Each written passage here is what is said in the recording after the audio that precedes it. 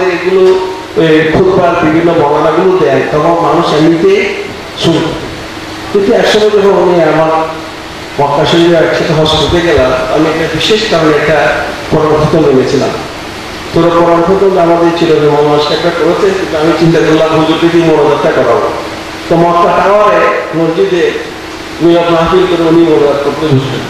তো উনি মনোজাত করতে বসলেন, আমাদের চেনেন না, বাঙালি, পাকিস্তানি, আফ্রিকান প্রচুর লোক চাকরিতে জমে গেল।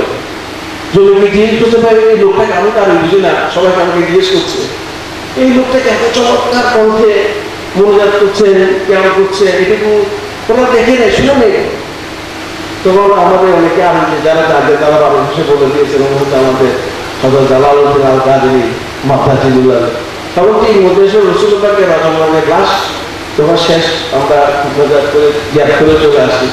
তো রজনীর পিছনের দিকে যেমন উনি আবার মিলাদুল্লাহ আমরা সবাই ছিলাম সেখানে, সেখানেও দেখলাম যে লোক চলে এসে প্রত্যেক বিভিন্ন দেশের লোক জড়ো হয়ে যেভাবে মাহাবা তো বলতে পারো না, মাহাবা বলতেছিল, তাদের ভাবে তারা বলতেছে, আমরা মনোযোগটা শুরু করে আমরা ওখানে কি করলাম, হুজুরের জন্য আল্লাহ এরকম হুজুর আরো আমাদের জন্য করে দিতে, আরো এগুলো আমাদের জন্য সুযোগটা পায়।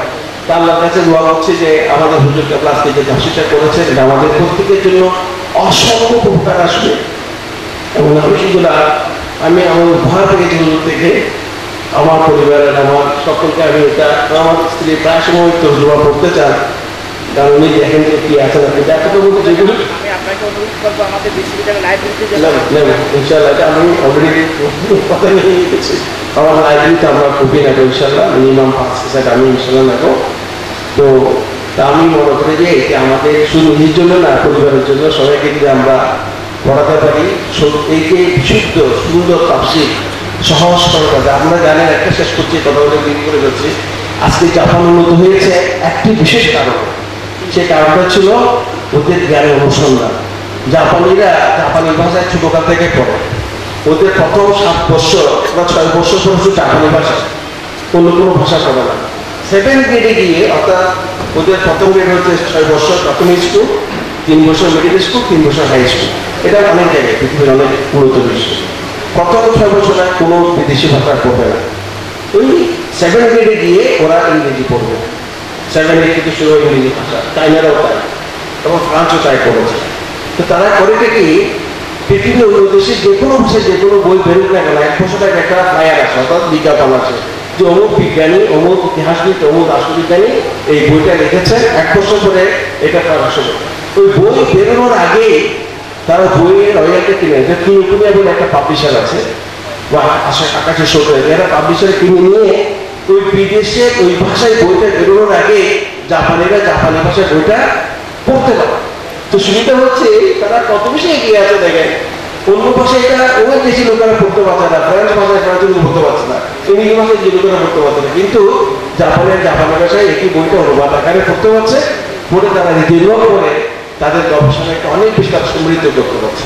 আমি মনে করি আজকে বাংলা ভাষায় যে চমৎকার যে বইটি প্রস্তুত করা হয়েছে, এটা আমাদের জন্য কত উপকারী সেটা আমরা প্রত্যেকেই না পড়লে অনুধাবন করতে পারবো না। শুধু বিনীতভাবে সবাইকে এটা পাঠ্যক্রম করার জন্য অনুরোধ করবো, এটা নিয়মিত আমিও চেষ্টা করবো যতটুকু করতে পারি, প্রত্যেক পরিবারকেও যেটা আমরা পড়াতে পারি। আরেকটা বিষয় হচ্ছে যে বিষয়গুলো আমাদের, আমি মনে করবো না আমাদের যারা এখানে আছি আমরা সবাই কিন্তু শুনিয়ে পক্ষের লোক, এবং আমরা চাই যে কে হোক আহলে জামাত সুন্নাতের মাধ্যমে আমাদের এই আকিদাগুলো ঠিকঠাক আছে, কিন্তু ওরা এই লোকগুলো যখন কথাগুলো বলে খুব আস্তে আস্তে করে কথা বলে, যেগুলো মানুষের মধ্যে ঢুকে যায়। আর আমাদের কিছু মহামাসে যখন কথা বলে এমন চিৎকার করে এমন মানে করেন যে যেগুলো আমরা শুনতে পাই না, আমাদের মধ্যে গিয়ে পৌঁছে না, আমরা আরেকটা চিৎকার করে থাকি, কিন্তু আসলে আমার তারা সুযোগটা পাচ্ছে না। আমি এই কথাটা বলছি আত্মসমালোচনা, আমরা প্রত্যেকের সমালোচনা করবো, কারণ আমাদের ভুল কোথায় একটা দেখতে হবে, ভুল যদি আমরা আবিষ্কার করতে না পারি আমরা শুদ্ধ হতে পারবো না। তা আমি এটা করবো এই কারণে আমরা নারী কিন্তু অবশ্যই করবো, কিন্তু আগে এটাকে নিজে ধারণ করার চেষ্টা করবো। আমি কোনো রকম কথা আদি হয়ে থাকে মাফ করবেন। আসসালামু আলাইকুম ওয়া রাহমাতুল্লাহি ওয়া বারাকাতুহু। ধন্যবাদ শ্রদ্ধেয় প্রধান অতিথি অধ্যাপক ডক্টর ইফতেখার উদ্দিন চৌধুরী, মাননীয় উপাচার্য চট্টগ্রাম বিশ্ববিদ্যালয়। আসলে আমাদের যে সাধারণ যে নিয়ম, সেই নিয়ম থেকে বেরিয়ে এসে ইসলামের বিভিন্ন বিষয় নিয়ে এবং সুন্নিয়তের বিভিন্ন বিষয় নিয়ে এবং তাফসীর মাসাইল কোরআন নিয়ে যে বিষয়গুলো আলোচনা করেছেন, এতে আমরা অনেক নতুন কিছু পেয়েছি। আমি বিশেষ করে আঞ্জুমান এখানে মালিহাতের পক্ষ থেকে আমি শ্রদ্ধেয় প্রধান অতিথিকে ধন্যবাদ জানাচ্ছি।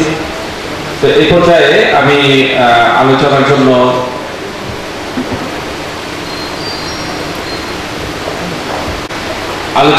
বিনীত অনুরোধ জানাবো।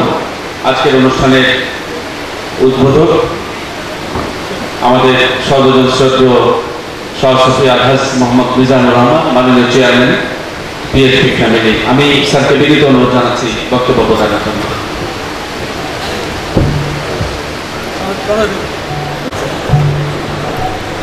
আসসালামু আলাইকুম ওয়া রাহমাতুল্লাহি ওয়া বারাকাতুহু। মুরব্বিরা کرام, দীর্ঘ রজনীতে কষ্ট করে কিসের টানে, কিসের আকর্ষণে, কিসের পরশে নিজের ব্যক্তিগত আরাম আয়াসকে উপেক্ষা করে পেটের মধ্যে ক্ষুধা নিয়ে, বুকে পিপাসা নিয়ে এই দীর্ঘ সময় যে আপনারা দিলেন, আপনারা মনে করবেন না এটা বৃথা গেল। হয়তো আল্লাহর দরবারে এইটাই একদিন আমাদের নাজাত রুচির কবুল। আপনারা বিভিন্ন বিজ্ঞজনের মূল্যবান উপস্থাপনা আপনারা উপভোগ করেছেন। আমার ভিত্তিতে অনেক জ্বালা। আমি 100 টাকা বেতনের জীবন গোলামি শুরু করছি। এই পীর ফকিরদের খেদমত করে, বুজুর্গদের সোহবত এখতিয়ার করে, তাদের গোলামি করে আজকে আল্লাহ আমাকে এই অবস্থা এনেছেন। এই কথাগুলি আমার ভিত্তিতে আগুনের মতো জ্বলে। আমি যখন দেখি মানুষ কষ্টে আছে, মানুষ দুঃখে নিপতিত, তখন আমার দুঃখের ঢেউ উঠে। কেন? মানুষকে আল্লাহ পাক পৃথিবীতে দুঃখের জন্য পাঠান না।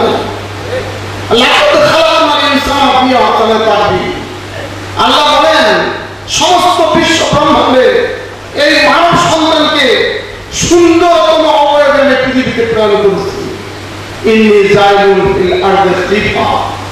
আল্লাহ প্রতিনিধিত্ব করবে মানব সন্তান।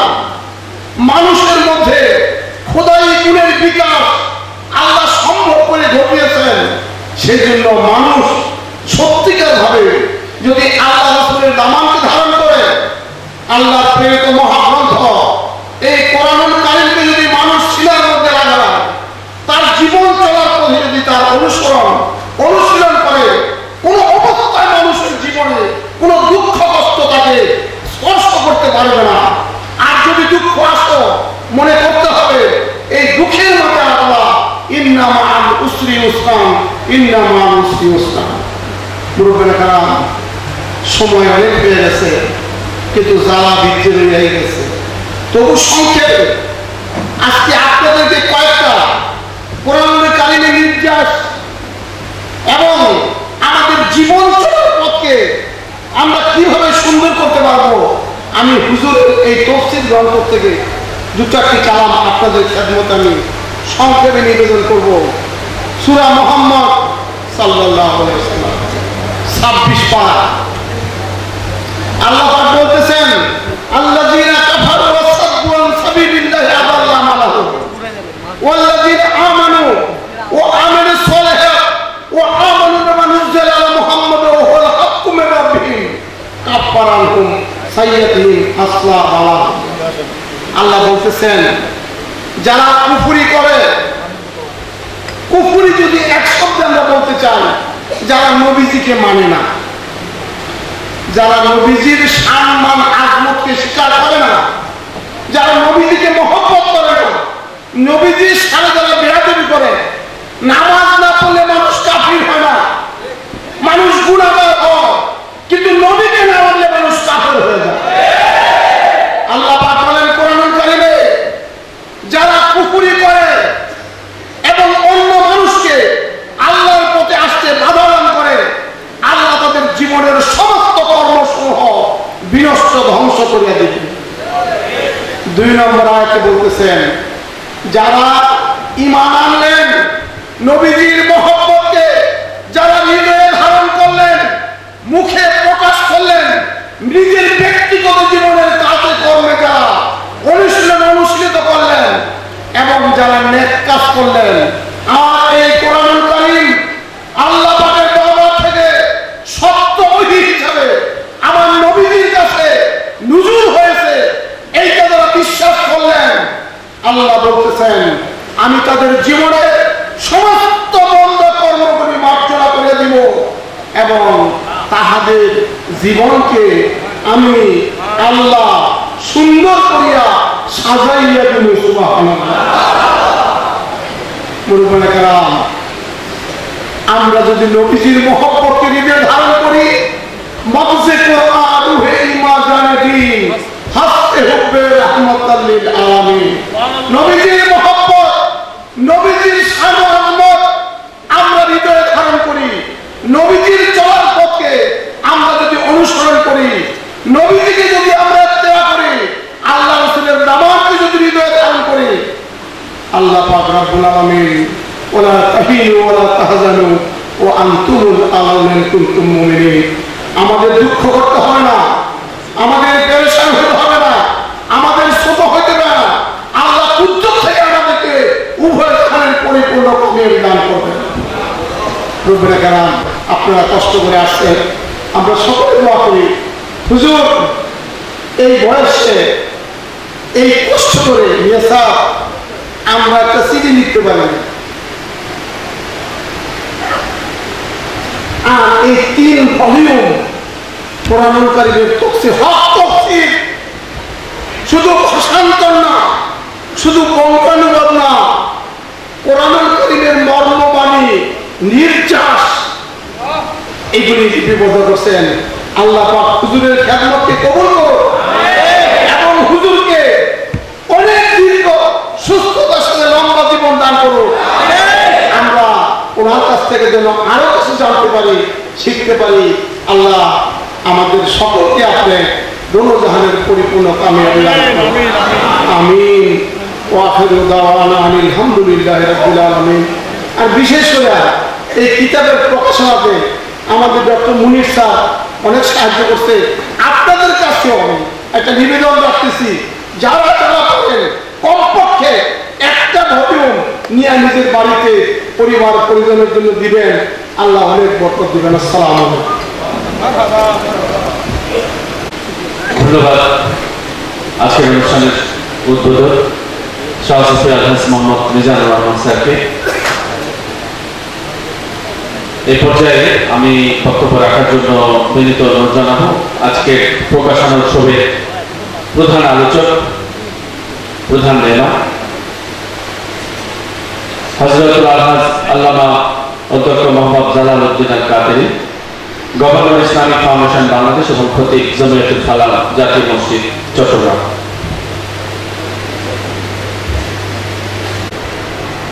نحمده ونصلي ونسلم على رسوله الكريم أما بعد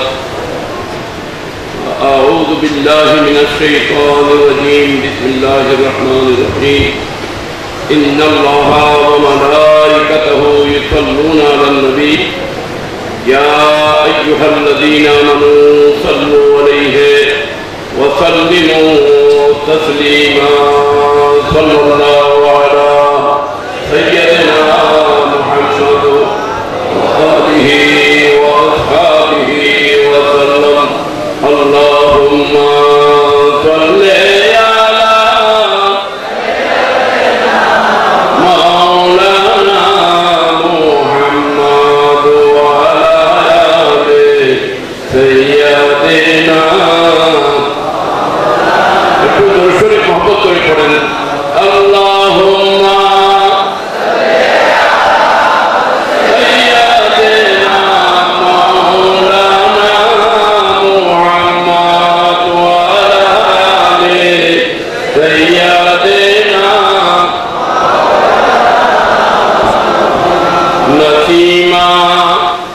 जानने दे बतहा गुजर कौन दे अहवालों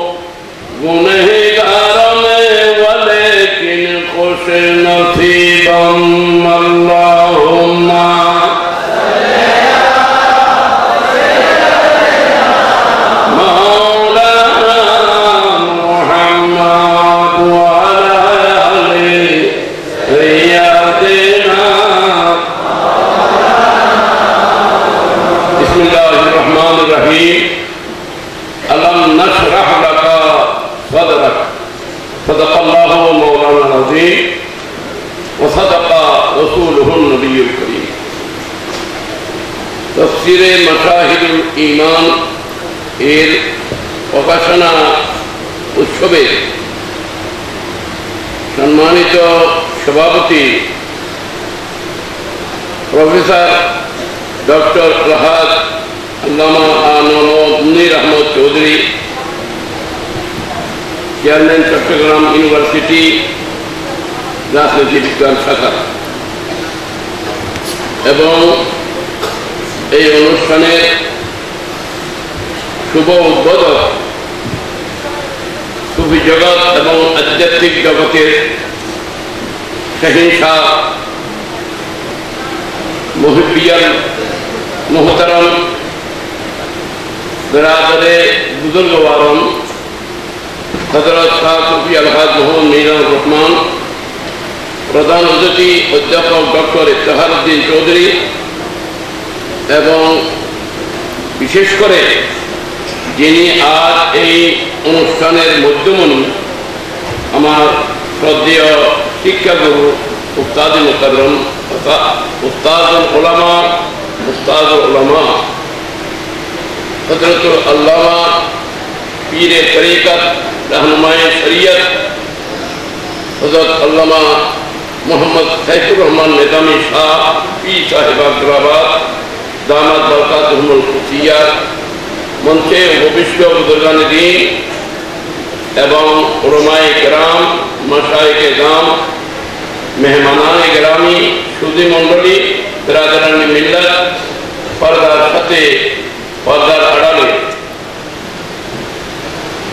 हमारे श्रद्धेय मा बोनेरा पर्दानिशीन मा बोनेरा रहमानी व रहमकुमुल्लाह ताआला अस्सलामु आलैकुम व रहमतुल्लाह। এই তফসির তিনি লিখেছেন, তিনি বহু উলামায়ে কেরামের উস্তাদ, মুহাদ্দিস, মুফতি, মুফাসসিরদের উস্তাদ। আর আমি নাসির নালায়েক মোহাম্মদ জালালউদ্দিন আমার উস্তাদ। আমি আল্লাহর কাছে প্রার্থনা করি আল্লাহ যেন হুজুরকে এলমে, হায়াতে, ইজ্জতে এবং যতগুলো খায়রে কসির আছে সব নেয়ামতি যেন হুজুর কিবলাকে আল্লাহ মালামাল করেন। আমিন আমিন। কোরআনে কারীমের তাফসীর করেছেন। আমি কোনো কথা লম্বা করব না, কারণ এখানে সবাইকে বলা হয়েছে সংক্ষেপ করার জন্য। আমাকে যদিও বলা হয়নি, তারপরও হুকুম আমার উপর আছে হুকুম। তাই লফজ কোরআন, কোরআন শব্দের তার মূল শব্দ নিয়ে যে কারুন থেকে হবে না কারুন থেকে হবে, এই নিয়ে অনেক মুফাসসিরিন কিরামের কওল আছে। এখানে কিছু আপনারা পাবেন। একটা কথা হলো কারুন থেকে, কোরআন কারুন। কারুন শব্দ হলো मिलना और मिलाना, और मिलाना। कुरान যাকে দেখা অসম্ভব, যার কথা শোনা অসম্ভব, যাকে উপলব্ধি করা অসম্ভব, যাকে চোখে দেখা যায় না, হাতে ছোঁয়া যায় না, জ্ঞানে আহরণ করা যায় না, যিনি লা মাহদুদ, সীমাবদ্ধতার ঊর্ধ্বে, কোরআন কারীম এমন একটি সম্পদার নিয়ামত আল্লাহর রাসূলের পাককে দান করেছেন।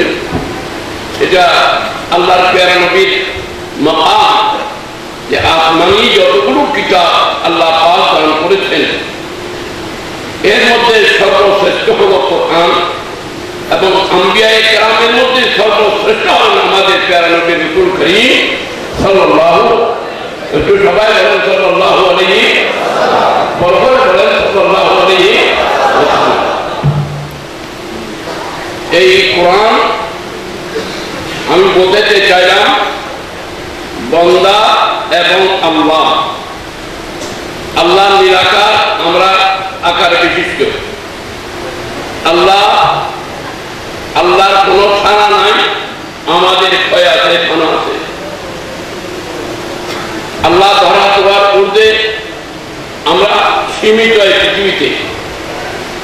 যদি কেউ এই নিরাকার আল্লাহর সাথে এই বান্দার যদি সম্পর্ক স্থাপন করতে চায় তো আল্লাহ বলেন তুমি বান্দা বন্ধ, আমি তাকতওয়ার, তুমি ক্ষণস্থায়ী, আমি চিরস্থায়ী। কিন্তু আমার নবীর সিনা মুবারকের উপরে যেই কোরআন আমি নাযিল করেছি সেই কোরআনকে তুমি যদি মজবুত ভাবে বুঝো এবং আমলে যদি পরিণত করো তো তুমি বান্দার সাথে আমি আল্লাহর সম্পর্ক হবে, তুমি আমি আল্লাহ পর্যন্ত তুমি পৌঁছে যাবে। বান্দাকে আল্লাহর সাথে মেলায়, বান্দাকে কার সাথে মেলায় বলেন? আল্লাহর সাথে মেলায়। মাধ্যম হলো কোরআন, এবং এই কোরআন নাযিল হয়েছে আমার প্রিয় নবীর উপর। কোরআনে কারিমে আছে, আপনারা পড়বেন, নাযালাহু আলা কলবি মুহাম্মদ। আল্লাহ বলেন আমি রাসূল পাকের সিনা মুবারকের উপরে কোরআন নাযিল করেছি। আমরা যে 30 পারা কাগজের কোরআন যেটা আপনারা 3 ভলিউম আমরা পাইলাম, এটি হলো নকশা, নমুনা। বাস্তব এবং হাকিকত কোরআন হলো সিনায়ে মুস্তাফা। রাসূল পাকের সিনা মুবারক হলো হাকিকতে কোরআন, আসল কোরআন। এখন আপনারা একটু দেখেন, একটু বিবেচনা আনবেন। কোরআনে কারীমের একটি আয়াত কোন কাগজের উপরে যদি লেখা হয় সেটা অত্যন্ত দামি হয়ে যায়, সেটাকে তাজিম করা খরচ হয়ে যায়। সেটাকে যদি কেউ বেয়াদবি করে, না পাক জায়গায় নিক্ষেপ করে, তাহলে তার ইমান ধ্বংস হয়ে যায়। তার ইমান কি হয়ে যায়? তাহলে বিসমিল্লাহির রহমানির রহিম একটা কাগজে কেউ লেখলো, সেই কাগজটা যদি নদীর গ্লাসত নাপাক জায়গায় রাখা হয় তাহলে সাথে সাথে ওই লোক বেমেল হয়ে যায়। যত নামাজি হোক, যত রোজাদার হোক, কোরআনে কারীমের আয়াতের সামনে বেয়াদবি হওয়ার কারণে তার ঈমান নষ্ট হয়ে যায়। এখন কাগজের কোরআন হলো নমুনা, নকশা। আসল কোরআন হলো প্যারা নবী মুহাম্মদ রাসূলুল্লাহ। এই কাগজের আয়াতের সাথে যদি না বেয়াদবি করে, তার ঈমান যদি ধ্বংস হয়ে যায়, তো আইনে কোরআন, হাকিকতে কোরআন, মাধ্যে কোরআন, রাসূলের পাকের সামনে যদি কেউ বেয়াদবি করে, তার ঈমান কি থাকবে? এটাই তাফসীর কোরআন আপনাদেরকে প্রমাণ করে দেবে। আপনাদেরকে এটাই প্রমাণ করবে।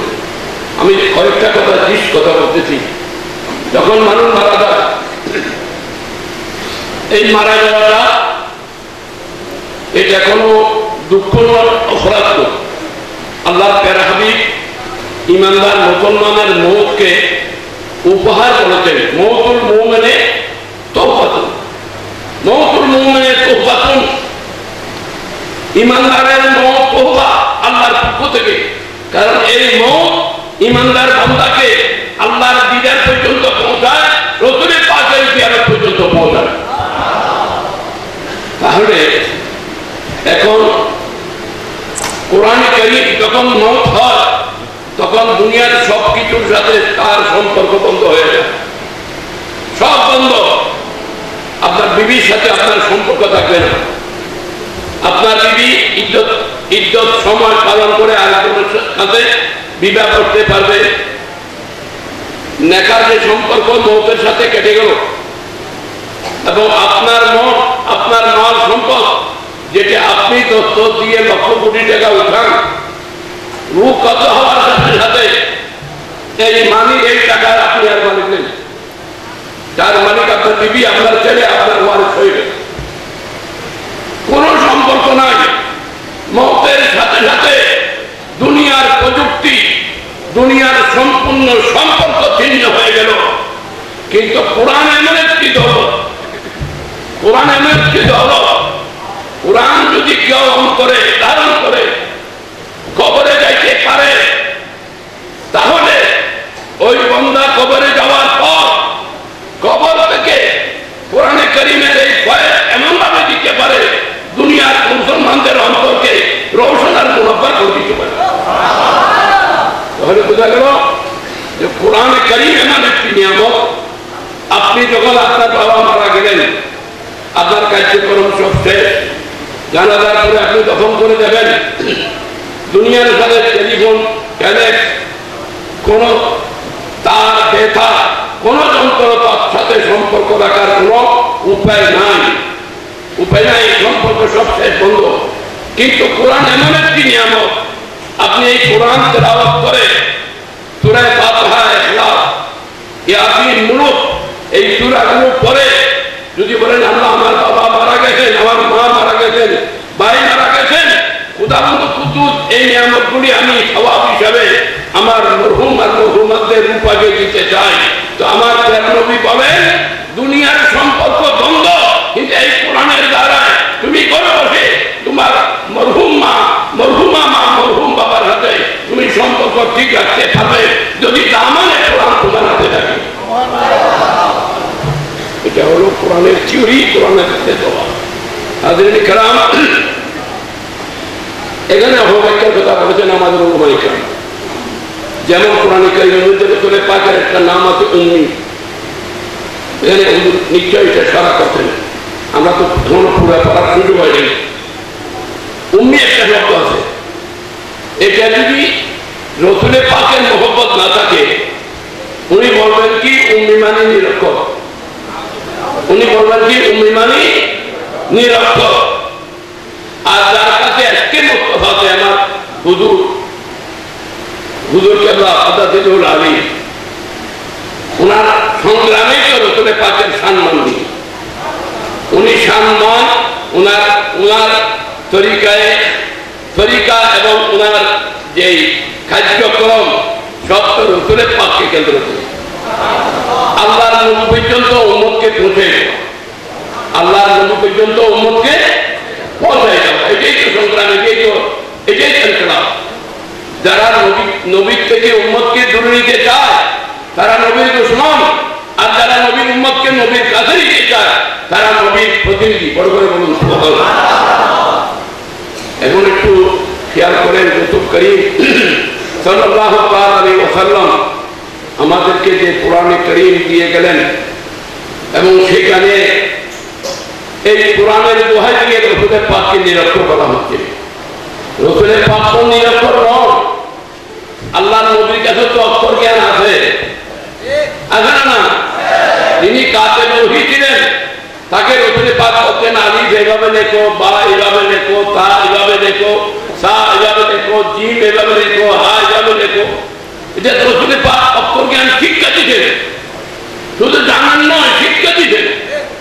আর হুদায়বিয়ার সন্ধির সময় মওলা আলীর খোদাকে বলা হয়েছিল যখন তাদের সাথে চুক্তি হচ্ছিল মুহাম্মদুর রাসূলুল্লাহ ইলা কুফারে কুরাইশ, কুরাইশের কাফেরদের সাথে আল্লাহ রাসূল মুহাম্মদ মুস্তাফা সাল্লাল্লাহু আলাইহি ওয়াসাল্লামের সাথে যে সুলহনামা চুক্তি হচ্ছে সেখানে লেখা হয়েছিল মিন মুহাম্মদুর রাসূলুল্লাহ সাল্লাল্লাহু আলাইহি ওয়াসাল্লাম। কাফেররা সেখানে আপত্তি করেছিল যে আমরা যদি রাসূলুল্লাহ মানি তাহলে তো চুক্তি করা লাগবে, আমরা তো রাসূলুল্লাহ মানি না। হুজুরের পাক বলেন কি করা লাগবে, বলেন আপনি রাসূলুল্লাহ কাটেন, মুহাম্মদ বিন আব্দুল্লাহ লেখেন। রাসূলুল্লাহ কাটেন, মুহাম্মদ বিন আব্দুল্লাহ লেখেন। তো রাসূলের পাক সাল্লাল্লাহু বললেন আয় আলী তুমি মুহাম্মদ ইবনে আব্দুল্লাহ লেখো, রাসূলুল্লাহ কাটো। হযরত মাওলা আলী শের খোদা বললেন ইয়া রাসূলুল্লাহ তরবার আলীর গলায় যাবে। আল্লাহু আকবার। তরবার হযরত আলীর গলায় যাবে, কিন্তু হযরত আলীর কলম রাসূলুল্লাহর উপরে চলবে না। এটাকে বলা হয় ঈমান, এটাকে বলা হয় ঈমান। সরকার এরশাদ করলেন আলী ঠিক আছে, আল্লাহ তাআলা তাব্বাস সালামত রাখি, ঠিক আছে আমাকে দাও করো। কলম রাসূলের পাক হাতে নিলেন। আমার দুঃখ হয় এই সমস্ত হাদিসগুলো তারা কেন পড়ে না। রাসূল করিম সাল্লাল্লাহু আলাইহি ওয়াসাল্লাম কলম হাতে নিলেন, নেওয়ার পরে লিখলেন মুহাম্মদ ইবনে আব্দুল্লাহ রাসূলুল্লাহ নতুন পানিতে কাটি দিলেন। কারণ আল্লাহ নবী তো জানেন আল্লাহ আরশে মাওলা লামাকান সারা খুদাইয়ের মধ্যে রাসূলুল্লাহ আল্লাহ লিখে রেখেছিলেন। এটাকে আল্লাহু আকবার।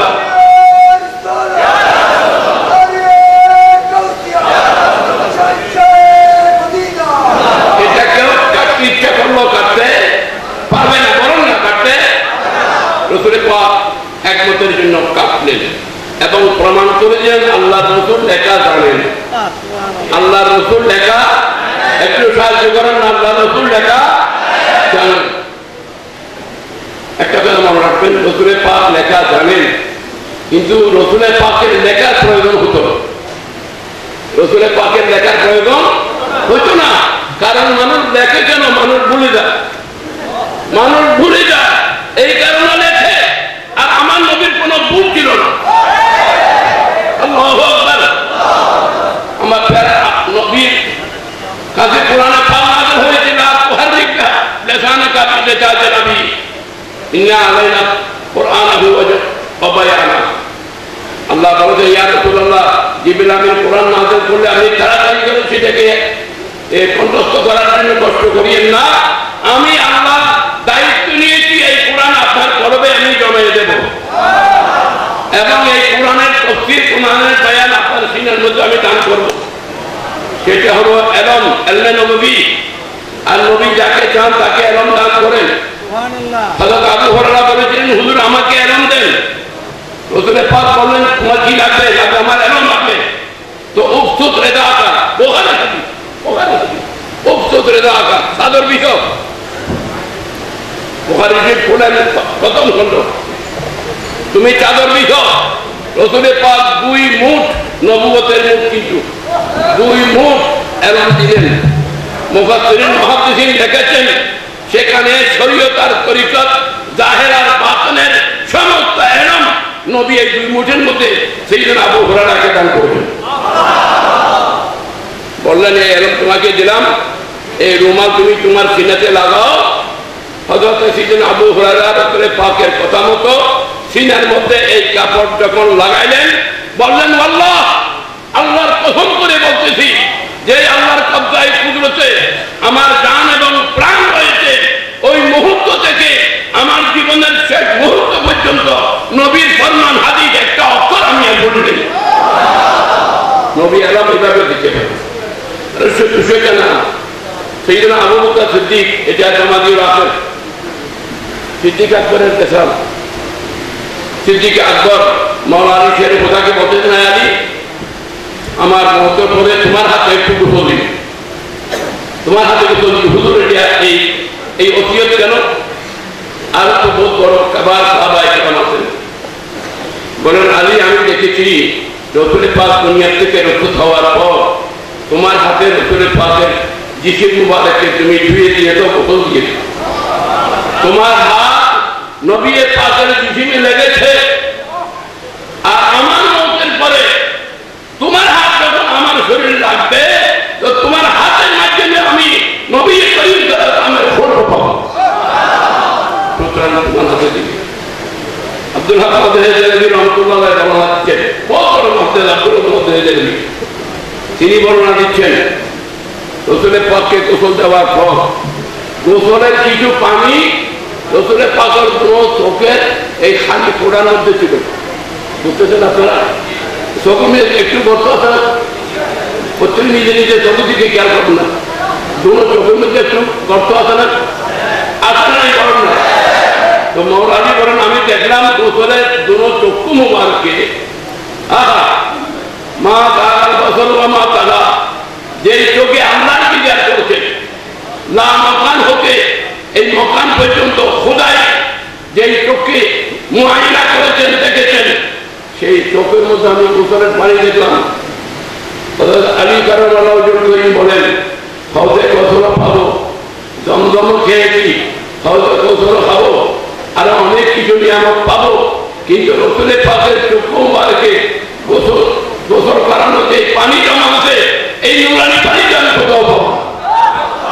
তখন হযরতে মাওলানা শের খুদা আমার নবী চক্ষু মুবারকের সাথে হোঁট মুবারক লাগাইয়া চুষে পানিগুলা পান করেছিলেন। যখন ওই গোসলের পানি পান করেছিলেন রাসূলের পাকে, তখন মাওলানা শের খুদা বলেন, আল্লাহ আমাকে এমন ইনশিরাহে কলব করেছেন, আমার কলব এমন কষ্ট করে দিয়েছেন, এমন ইলমে জাহির বাতিন আমাকে দিয়েছেন, এলা মকানের ইলম, মকানের ইলম, জাহির বাতিনের ইলম, সমস্ত কায়নাতের ইলম রাসূলের পাকের গোসলের সামান্য পানি পান করার পর আমি আর সিনার মধ্যে আল্লাহ দান করে দেবেন। দেখেছেন এলম কোথা থেকে আসে? এলাম থেকে আসে।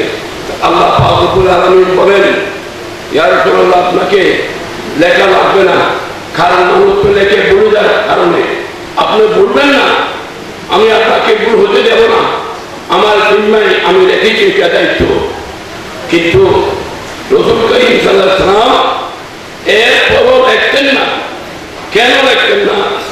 এই কলম নিচে আসে, হ্যাঁ এই কলম দিয়ে যখন নবী আল্লাহর নাম লিখবেন, লা ইলাহা ইল্লাল্লাহ মুহাম্মাদুর রাসূলুল্লাহ, তখন কলম উপরে থাকবে এবং আল্লাহর নাম নিচে থাকবে।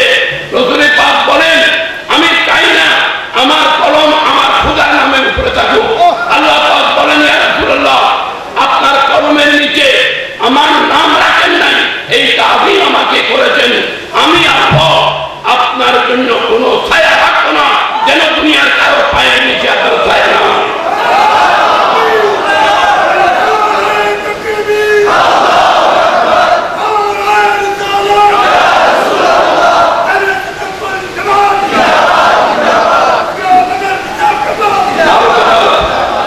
কোরআন এমন একটি জিনিস যেটার দ্বারায় বান্দা আল্লাহ পর্যন্ত পৌঁছে, উম্মত নবী পর্যন্ত পৌঁছে, এবং দুনিয়াতে এই কোরআনের উপর আমল করে কোরআনের হায়াত নিয়ে যদি কবরে যায়।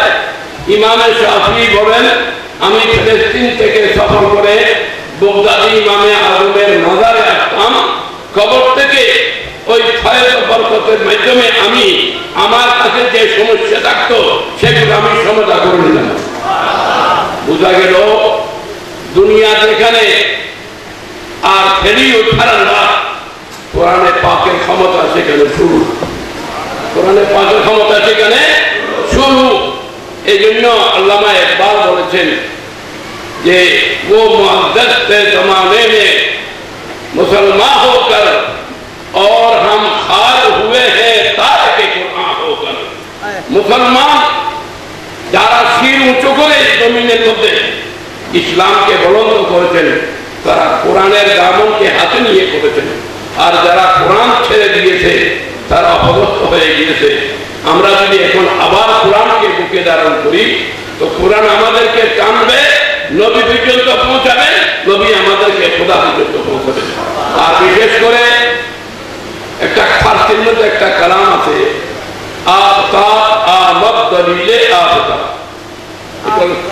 আমদ দলিলে আফতাব, সূর্য নিজেই তার সূর্যেরই দলিল। কেউ যদি বলে সূর্য উঠেছে, আর জনের বলবে তুমি পাগল, সূর্য দেখেনি তো হয়নি, কারণ সূর্য দ্বারা সবাই দেখতেছে, সূর্যের তো নিজের দলিল। তো এখানে আফতাবে শরীয়ত, আফতাবে তরিকত, আমাদের নুরানি সাহেব হুজুর কেবলা পীর সাহেব আকরাবাদ হুজুর, আল্লাহ পাক ওনাকে সেই মকাম মঞ্জিলাতের মধ্যে পৌঁছাইছেন। আমরা আমাদের ভাষা দিয়ে তারিফ করা সম্ভব নয়, বরং আমাদের কথাগুলো তারিফের যোগ্য হবে হুজুরের কথা যদি আমরা সামনে করতে পারি। তাই হুজুরের দীর্ঘায়ু কামনা করে হুজুরের লেখা যেন আল্লাহ দরবারে, রসুল পাকের দরবারে কবুল হয়, বাকি জীবনও যেন অনেক খেদমত করতে পারেন, আমরা আল্লাহর কাছে এই ফরিয়াদ জানাই। যারা এসেছেন এবং যারা আমাদের এই স্টেজের মধ্যে আছেন, সবার জন্য আল্লাহর নবীর উসিলা দিয়ে আল্লাহর কাছে ফরিয়াদ, আল্লাহ যেন সকলের উপর অফুরন্ত নিয়ামত রহমত বরকত দান করেন। ওয়া মা আলাইনা ইল্লাল বালাগ। আসসালামু আলাইকুম।